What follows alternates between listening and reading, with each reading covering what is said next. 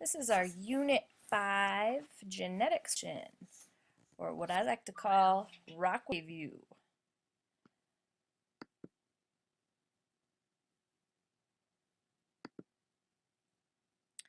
The science of heredity. Heredity is just the passing of traits from parents to offspring. So basically, why you look the way you look. The scientific study of heredity is called genetics. And a trait is just a characteristic. So an example is your eye color, your hair color, your nose shape. There's thousands. Scientists are estimating that there's around 25,000 different traits that each human being possesses. Genetics all started with Gregor Mendel and his pea plants. Gregor Mendel is known as the father of genetics. He was a monk who experimented with crossing pea plants.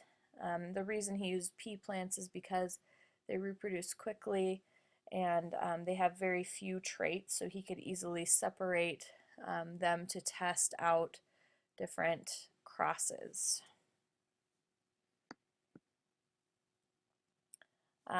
Before we talk about genetics, it's important that we talk about DNA, otherwise known as deoxyribonucleic acid, and this is what contains our genetic information, and it's unique for every single individual.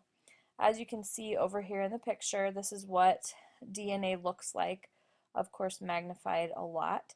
The shape is called a double helix. It looks like a twisted ladder.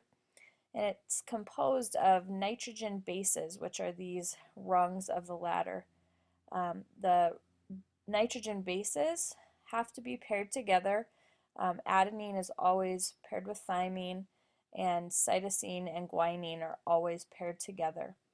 Now, what makes this unique is that there are basically limitless possibilities with how these can be combined as far as what order they're all in along this ladder. That creates a lot of different variety. Chromosomes are just tightly wound DNA. So if we were to pull this all apart, it would look just like this. A gene is just a section of that chromosome that codes for a certain trait. So if we looked at this chromosome, somewhere along here, there would be a little section that codes for your hair color, a little section that codes for your eye color, and so on.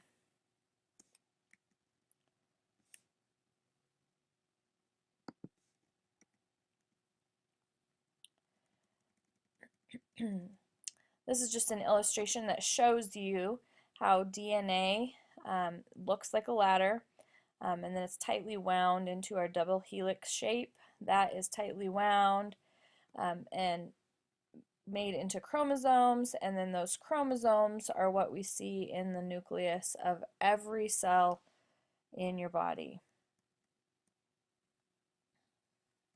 Like I said before, DNA is composed of 4 nitrogen base pairs. Adenine forms a base pair always with thymine. Guanine always forms a base pair with cytosine. Now, the 3 people most responsible for DNA are Rosalind Franklin. She's the lady that first took an X-ray photo of DNA in 1952, which led Watson and Crick to create a model from her X-ray. And this is a picture of them over here with one of their very first models of what DNA looks like. Here's just some review. DNA is organized into chromosomes, which are found within the nuclei of every cell. A gene is just a segment of DNA on a chromosome that codes for a specific protein and then determines a trait. The genetic code is determined by the order of base pairs in the gene, which specifies what type of amino acid to make and then what type of protein to make. Here's some interesting facts about DNA. DNA from a single human cell can extend in a single thread for almost 2 meters, and that's in just one cell. It contains information equal to some 600,000 printed pages of 500 words each, which would be a library of about 1,000 books. RNA is something that you hear a lot about also. It's just ribonucleic acid. This is what helps copy DNA during mitosis and meiosis. Mitosis is what takes place in all body cells except sex cells. The result is two identical cells with normal amount of chromosomes. So what I mean by that is in the starting cell, or we call it the parent cell, for humans at least, we've got 46 chromosomes. Those chromosomes duplicate and make an exact copy of themselves using RNA, and then they go through the process of cell division, which at the end creates two identical cells, which are diploid, which means they have the normal number of chromosomes. So by doubling here to 92 chromosomes, when it splits again, these daughter cells contain 46 chromosomes. Mitosis is used all over our body for growing and repairing. Meiosis, on the other hand, is what takes place only in sex cells. So it only takes place in the ovaries and the testes. The result is 4 cells with half of the number of chromosomes. So after a process that's very similar to mitosis, it goes through replication again. These split, and the result of meiosis are 4 daughter cells that are haploid cells, which means they have half of the number of normal chromosomes. So at the end of meiosis, we're left with 4 cells that contain only 23 chromosomes. Now, the reason this has to happen is because when the egg cell and the sperm cell unite during fertilization, they have to equal 46 chromosomes. So we need the process of meiosis to take place in order for organisms to have the correct number of chromosomes. Alleles. Alleles is just a form of a gene. Each person has one allele for every trait from each parent. Some alleles are dominant and others recessive. They are written as a pair of letters. So these are just some random letters that I chose. They can be any letters. Capital letters mean different than small letters, which we'll learn about in a little bit. So a dominant allele is an allele that, if it's present, always shows itself. It's always shown in genetics as a capital letter.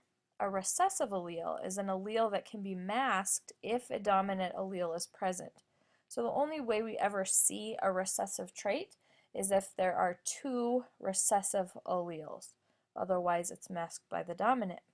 These are always shown as a lowercase letter.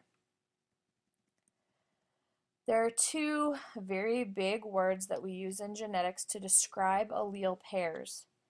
They are homozygous, which is also known as purebred, and this is when both alleles are the same. So they're either both dominant, as in capital R, or they're both recessive, as in lowercase r, lowercase r.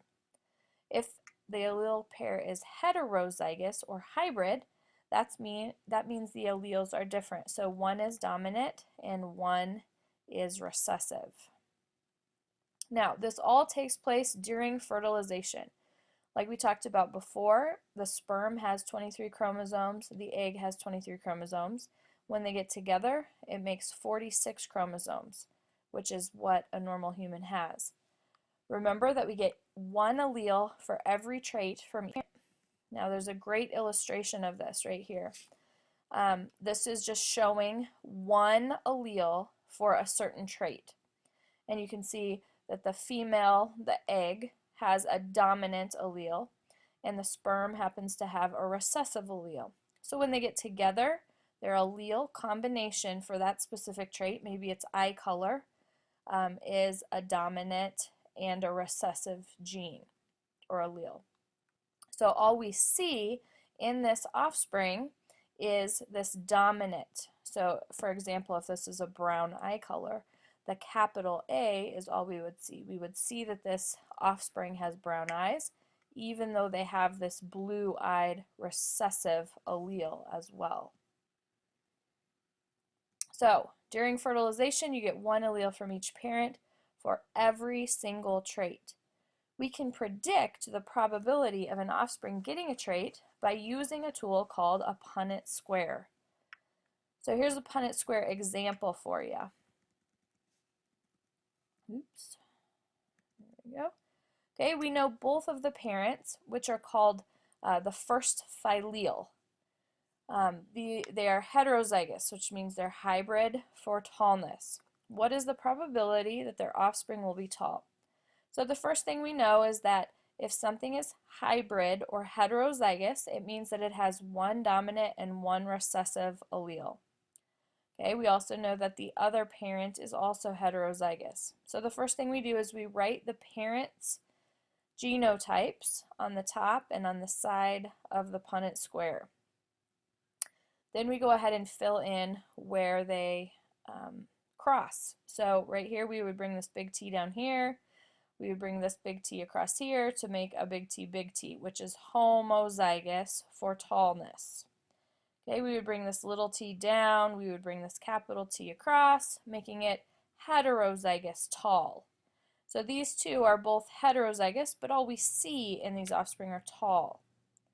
This here we bring the small t down, the small t across, and we have one possibility of homozygous for shortness. Okay, so the percent or probability that the offspring will be tall are these three right here, out of 4.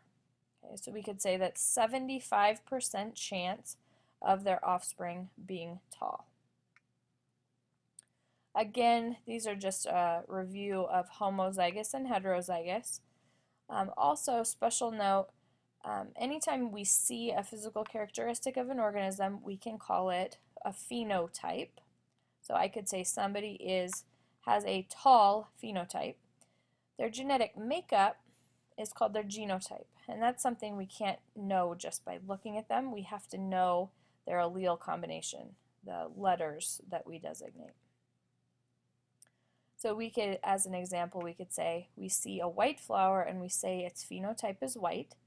If we know what alleles it has, we know its genotype, or capital W, small w. So we would say this flower is heterozygous white.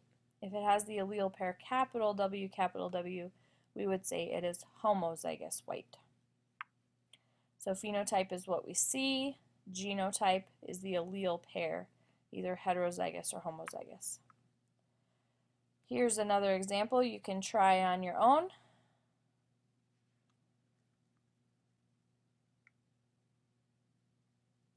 And here's the Punnett square to fill out to try your own Punnett square.